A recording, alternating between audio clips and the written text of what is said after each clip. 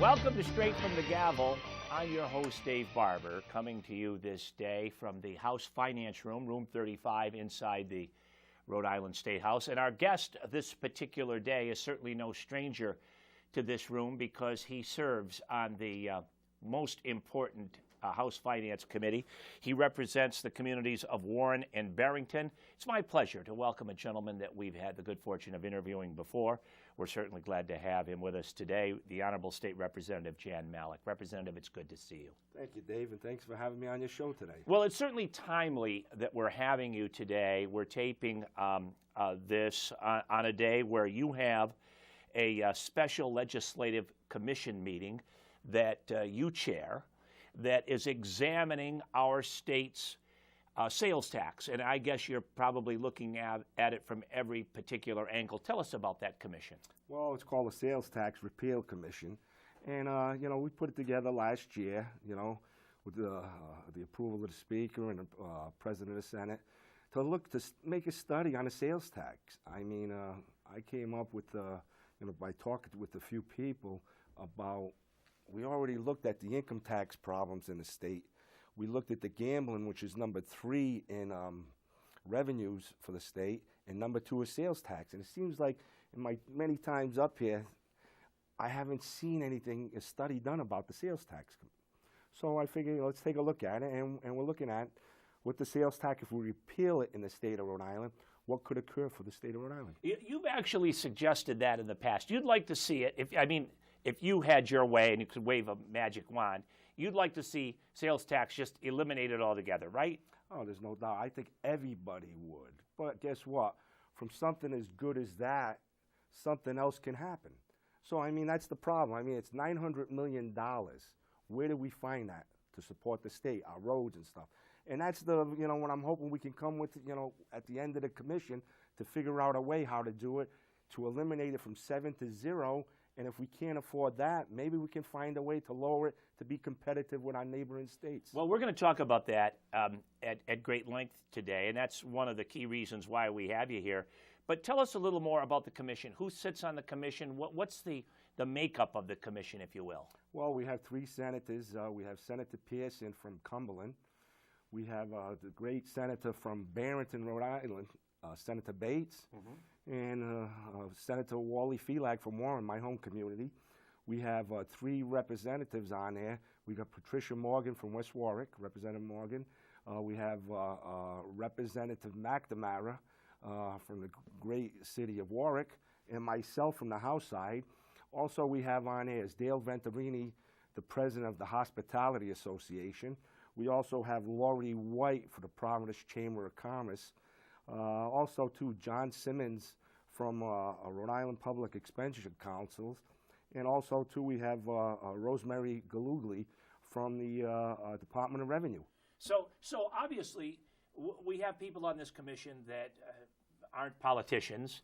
They're people that obviously have vested interests. When I hear you mention Dale Venturini with the Hospitality Association, she does a marvelous job. And obviously, the restaurateurs and the hotels and such are concerned about sales tax and obviously have a vested interest. So you have kind of a diverse group here. Yeah, and I forgot one other person too, Kate Brewster for the Economic Progress Institute. So it has all a nice roundabout. She has a lot of interest in this to see what happens because she represents the people that could be hurt if we ever lose that $900 million. A citizen right now watching this telecast, Representative, can they participate in the group? Can they address your group? Are these meetings that you're having open to the public? And have you taken much feedback? I know you've met already, yes. But have you gotten much feedback from the citizenry? Yeah, a lot of emails and stuff, people calling. Like I said, everybody supports this move. Nobody likes paying taxes. But again, it's trying to find a way to pay for this. How are we going to find a way? It's like tonight, we have a gentleman coming in, Paul Bachman. He's going to show us the pros and cons, basically tell us how the state of Rhode Island could benefit from this. How it could help out jobs, how it could help out, like this summer, I saw a lot of young men and women coming into my store looking for summer jobs. Couldn't find them. Guess what? Maybe this could help. We're going to find out a lot tonight. what could occur if the sales tax is eliminated. On the October 29th, we're going to have, I call it basically all the people from the state of Rhode Island, business owners, to come in and tell us what a sales tax could occur for them. What could it, benefit their business? Could we hire more people in their business if we eliminate it? Also, too, that same day, I'm hoping to have some shoppers come up here. I mean, they're the ones that are either shopping in other states, because of the lower sales tax, and I want to hear if they would change their shopping patterns by staying in Rhode Island and supporting the 7 to 0 sales tax. On the 29th, where will that meeting take place? We're not sure yet. It'll either be 313 or this room here, 35. Okay. My guess would be you have this commission put together, of which you chair. You have some interested parties participating with the commission. You're listening to citizens. You're listening to business owners. What will you ultimately be doing? Will the role of your commission be to make recommendations to the General Assembly when you begin session in January? Yes. We're going to come up with a report. Already, like I said, we had one meeting. The first meeting that we had was about talking about the other states that have 0% sales tax. There's 5 of them in this country: Alaska, Montana, Delaware, New Hampshire. Those are the 5. And then all of a sudden, what we looked at is not just why are they at 0%, but where are their neighboring states? Where are they? So, a state that has 0, if a neighboring state of Maine is at 5.5, there is a big difference there. And what these states are doing to attract people to come into their state, and it seems like it's working for them, and that's what we saw in the first meeting. Well, I'll tell you what, it would take more than a 0% sales tax to get me to live in Alaska. I just not, my cup of tea. All right, what kinds of things have you specifically looked at? Tell us some of the ideas that have been shared. What are some of the things that you believe have merit? Well, of course, going from 7 to 0, I have people out there looking at me saying, you guys are crazy. It can't happen. That's the part that we have to try to change in the state of Rhode Island, that we can do. We're like the train going up the hill right now. We can do this. Let's find a way to get it done. Let's find a way to attract people to come into the state of Rhode Island. I heard a report just the other day, 65% of the people that drive on 95 outside here do not stop in this state. Let's give them a reason to stop here. On the 19th of November, I have a gentleman coming up, Joe Henchman from the Tax Foundations. He's going to tell us what other states are doing toward taxes, either raising taxes or lowering taxes. Those are the things we have to see. We have to be competitive as a state, just like I have to be competitive as a business owner, or people do not shop your store. Well, and you've talked to me about this in the past. The uniqueness of Rhode Island's size puts it in close proximity to neighboring states, which makes it very easy for Massachusetts and Connecticut to share consumers with us. Because of that proximity, you've found that to be the case even in your own business. You own a packaged liquor store. You're in the retail packaged liquor business, wine and spirits business. You felt the effects of some of the sales taxes to our neighbors. How do we compare to like Mass and Connecticut? Well, in my case, it went from 7% in Rhode Island to 0% in Massachusetts. Also, too, we bought a Connecticut. Their sales tax was at 6.35% compared to 7%. When you're in business, it's hard enough competing against another business. It's awful difficult when you have to compete against what the government has put on you. And that 7% was just about impossible to do in my business. We're fortunate enough right now that over the years, Massachusetts has raised their sales tax. I think they're at 6.25% now. So our business is at a 0.75 disadvantage. We should not put them at that disadvantage. We should find a way to get it done, either to make them competitive or even better than our neighboring states. Are you suggesting to me, Representative, that that 0.75 is enough to sway somebody's buying habits to make them go across the border to get that little bit of a better deal? Yes. I see it already. As we speak today, around what is it, a month ago, the state of Massachusetts raised their tax on cigarettes. At my store, I used to do maybe between $400 and $600 a week of selling cigarettes. Now I'm up to $1,000 to $1,400 a week. I saw the difference. Imagine this. I would love to run a business, not have to do anything and make more money. That's what just occurred for the state of Rhode Island. Mass raised taxes on cigarettes. People are finding a way to come over. And Dave, you know what's interesting with that? It's not just about cigarettes. It's about the convenience store where that person's going to stop in there now to buy a pack of cigarettes. Maybe they'll buy their gasoline there. Mm-hmm. Maybe they'll buy their Twinkies there now.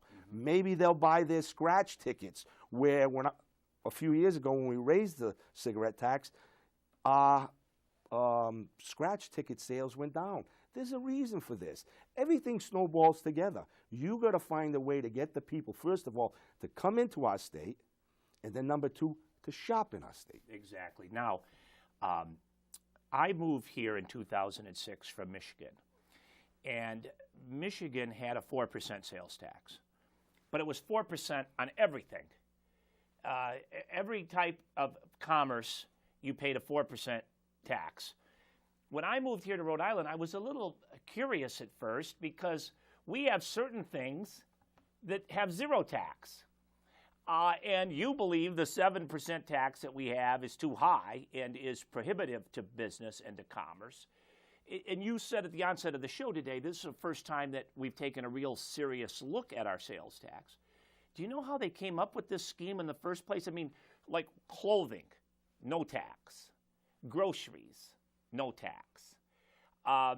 Do you know what the methodology was when they decided what things were going to be taxed and what would be exempted? I can't answer that, Dave. Remember, I'm younger than yourself, so I can't answer that question. Remind me of that. I don't, I can't tell you how they came up with that. But some of our previous, reps and senators up here came up with this idea of a sales tax to raise revenues. Dave, you're saying that, think how crazy sales tax is. You walk into a supermarket, and I think if you don't eat it there, you don't pay sales tax. But if you buy it and eat it there, you pay 7% sales tax for that same muffin. I mean, that's crazy. Let's tax it. I mean, newspapers. People, I seen it in front of this commission here, our House Finance Committee. People want to tax newspapers. I mean, magazines are taxed. Why? So let's get it done right. I mean, that's why we're studying it now, and I'm hoping myself as the commissioner of this, chairman of it, we'll find a way, to look at all the avenues. Well, and I would guess that you have to do a lot of math in this examining of sales tax, because let's say we were to lower the sales tax from 7% to some other number. But if the trade-off was that we're going to tax everything, what would be the financial ramifications of that? I mean, how much do we lose in not taxing groceries, for example, or not taxing clothing? As someone that buys a $5,000 mink coat, they don't have to pay sales tax on that coat? But Dave, you just brought it up. A couple years ago, we just put a tax on clothing. It has to be X amount of dollars, and you pay tax on it. What bothered me over the years, that was something that the neighboring states didn't have. Why didn't we, advertise that? Why didn't we go out and say, hey, Rhode Island, come into our state, buy your clothes, tell people, let's toot our own horns in this state. We don't do that enough in this state. And tell people you should shop here because of no tax on clothing. We didn't do that. So what happened right now? We have a tax on clothing. So, I mean, those are the things that I'm hoping through this commission we'll study. We got a lot of great people on this commission, and I hope we'll get it done. Well, obviously, you believe that if we went to the zero sales tax, that would stimulate business. And I think one could see on its face that that's certainly possible. But is it going to generate enough business that our state's going to make up the difference in other ways in order to provide the basic and necessary functions that state governments do for the citizens each and every year? What's the trade-off? Well, that's the thing. Again, that's where this commission comes into play, Dave. I mean, we might look at it and say, look, we'd like to get down from 7 to 0, but we want to go down to 5 the first 2 years, 1% this year, 1% next year, and let's look what happens from this. Does it create jobs? That's what we're looking for, to create jobs and find another way for the people that are working to pay the income tax. How much can we generate here? So there's a big picture here, and I'm hoping, like I said, with the group that I have, we'll come up with the answer and we'll see the trade-off. Well, it's going to be interesting because obviously you're going to have to find a way to make up that revenue if people want to get the same level of service that they're currently getting in our state. And that's the $64,000 question. Is that possible? Again, I stress to you, that's what this commission is about, to find an answer. We might look at each other. You might have me here next year. And I'll tell you, after studying this, looking at it, it doesn't work. You know, we're better off looking at the income tax side of it, lowering the income tax. We might say, hey, look, let's build 2 more casinos, or 1 more casino, whatever. That's how, we raise, a bunch of money in the state from that. So, that's what this is about. We spending the time, the reps and senators and a lot of good people on this are coming up here while we're not in session to study this, to find the answers that you're asking me. I wish I had the answers for you and for the people that are watching this show, but we don't have it yet. Well, and I guess that really points to the purpose of the commission, because you'll ultimately come to some conclusions which result in a report. And I think it's also good to point out, Rep, this gives people a little glimpse of what you folks do after session is in recess. People think that you just kind of pack up and you all go home for the remainder of the year, but there's a lot of stuff like this going on, and it occupies a lot of your time and the other citizens and other elected officials that serve with you on this commission, because it is time-consuming. Time-consuming, and it's a lot of grunt work, too. You got to do a lot of adding and subtracting. Oh, there's no doubt about it. But the thing is, though, is this is what we enjoy. We're all here trying to make the state of Rhode Island a better place for all of us to live. I'll give you, Dave, just the other day, I had a professor from Bryant College saying to me, hey, look, we got some students that would like to help you out in this commission. I went up there the other day. I talked to 6 students. They're going to run, I'm going to come up with some questions. They're going to go around the state of Rhode Island, ask these people these questions. Will you, change your shopping patterns, like we talked about earlier, if Rhode Island went from 7 to 0? Talk to business people. We're trying to find a way to get the answers with this commission, and I think when the day is done, we'll have that answer. Well, it's going to be very interesting, and obviously, if you could lower sales tax, there's probably not a person watching this right now that wouldn't like to save a little money, and that certainly would do that. Do you know how we stand in the United States, like at 7%? Like, are we in the top 5 highest, or are we in the middle, or where do we fit? We're in the top 3. You have, I think it's California, and I think we fall right after California. I think California's at 7.5%, and we fall right under them with the sales tax. But overall taxes, one of the positive things, we fall in 20% in the state of, this country. So, that's the thing. With this commission here, what is the right trade-off here? You experienced firsthand, because of your business outside of the State House, being in the wine and spirits business, the General Assembly took a major step as part of their budget process of instituting a pilot program that had a direct impact on your business, where the tax was reduced or eliminated for a period of time. There was a pilot program where they were going to monitor and see what kind of impact it would have on our state's economy. And furthermore, knowing that recreation and tourism is a big part of our state's commercial makeup, it's an important part of our state. What did you find in that pilot program? Tell our viewers about it, first of all. Well, first of all, what it did was eliminate the sales tax on liquor and wine in the state of Rhode Island. The people on the border of Massachusetts right now are going to be just on an even keel, 0 to 0%. So business owners can, do what they do best, compete, try to compete. On the border of Connecticut, it's a unique perspective they're going to have up there. The liquor store owners up there, they're going to have that advantage. Connecticut's at 6.35% on a sales tax. Now if people come over the border, they're not going to be paying a sales tax on liquor and wine. So, I mean... You mean that they're going to be paying 0 in Rhode Island? In Rhode Island. And in Connecticut, it'd be 6.35. So I'm hoping we will see a big push on the Connecticut border for people in the liquor store industry. Now, but has that been implemented now? Is it in place now, or when does it happen? December 1st. And how long will it be for? 15 months.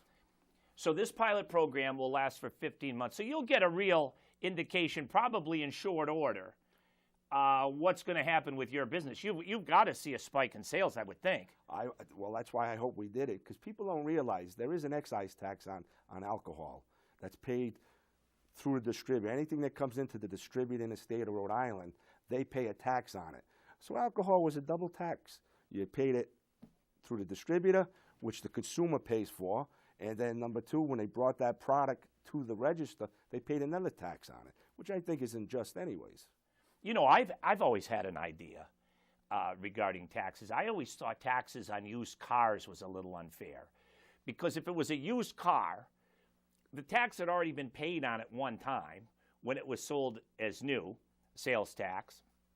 And knowing how important transportation and automobiles is to our culture and our country, I always thought that, taxing a car multiple times, every time it's sold, seemed a little unreasonable to me. But at least with the car, Dave, it's prorated. People that buy trucks in the state of Rhode Island trade in, it's not prorated. You pay at the higher price at all the time. You don't get a trade-in value on it.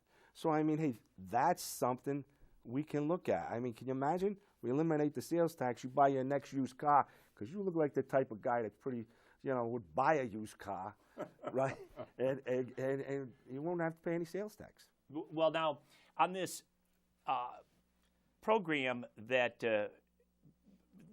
this pilot program regarding the wine and spirits, it does not include beer, correct? No, it doesn't. Now, why did you exclude, or why, as part of this pilot, what was the thinking behind not eliminating or in eliminating beer from the program? Right now, as tough as it is out there, with the economy, we had to look at it, and that's why, like I said, we're studying the 7 to 0. There was a hole to fill. It was $25 million we had to fill. $12 million were generated from beer on sales tax, 5.2, 5.3 from wine, and 6.6 from liquor. So I looked at it and I said, I don't think, we can absorb the $25 million total. So let's just look at on liquor and wine. Massachusetts has a bottle bill, which is a tax. And we can compete with beer. Now, the only thing now we're looking to compete with is liquor and wine. Well, bottle bill's interesting, too. You're talking about the return on the when you take your empties back to the store, and the store gives you 5 cents. That's also good for the environment, though. It really eliminates. You look at states that have bottle bills, it's eliminated the litter, because people that would throw this stuff out on the sidewalk or, at intersections, people would go pick it up and collect it and collect the money. And they still do it now, Dave. They do it in Rhode Island now. I mean, I see people going through our recycle bins now. That's a great point. And again, one of the things that this job gives me an opportunity, affords me an opportunity to get on a soapbox from time to time. I remember my former community of Pawtucket having a very aggressive recycling program. People would come from neighboring states and steal your recyclables out of your cans, out of your bins, and turn them in for money.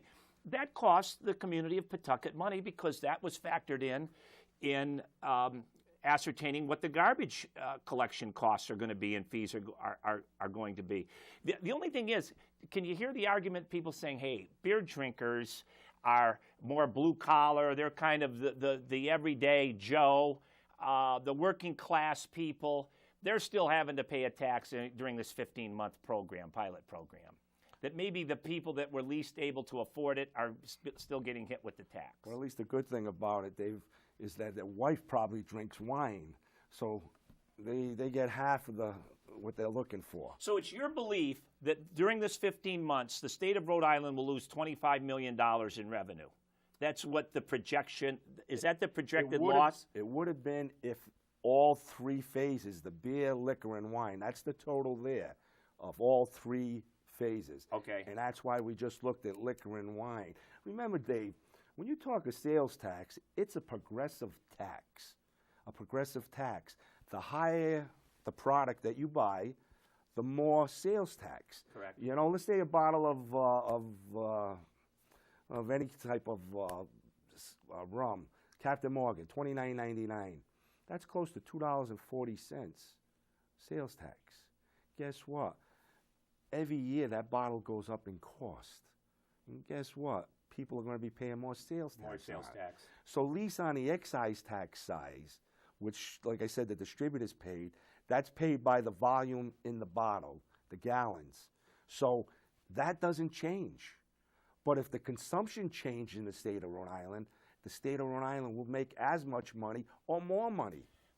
You, on-premise licensees and retail wine and spirits dealers in Rhode Island, have you come up with an association perspective as to what you think it'll mean in a spike for Rhode Island businesses in that business category during this pilot program?